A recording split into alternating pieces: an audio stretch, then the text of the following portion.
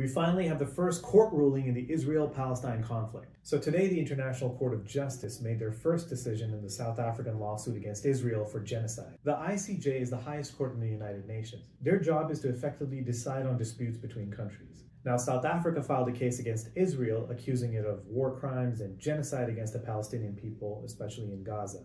Genocide is a very, very serious crime. It's like really up there. So genocide means that you're trying to eradicate a whole group of people based on their race, religion, ethnicity, or nationality. In this case, it would be the Palestinians. Now, the ICJ didn't tell Israel to stop their military operations. They didn't say stop bombing or do a ceasefire or anything like that. They essentially gave them a bunch of rules to follow. Now, let me tell you the 6 things the ICJ ordered. Number 1, take all measures within its power to prevent acts within the scope of the Genocide Convention.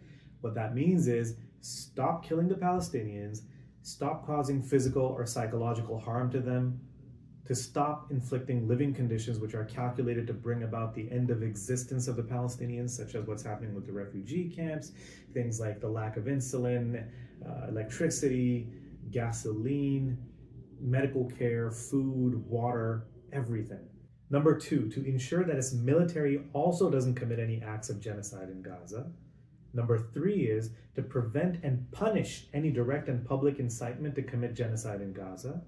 Number 4 is to report to the court within a month and let them know about the steps taken to comply with the order that was given. Number 5 is to refrain from actions that might aggravate or extend the dispute before the court. And number 6, which should have been number 1, is to respect the obligations under the Genocide Convention and international humanitarian law.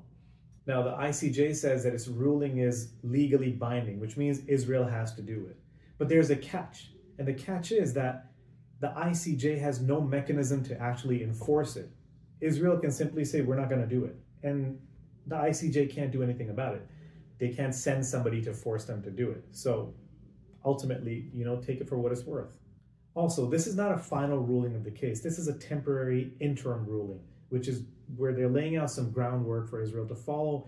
This ruling is very significant and important for the Palestinians. It recognizes that the Palestinians are facing a real and imminent risk of genocide. And it also says it's Israel's responsibility to prevent it. The other thing is the ICJ is willing to actually hear the case, to look at the evidence, and to make a decision based on it.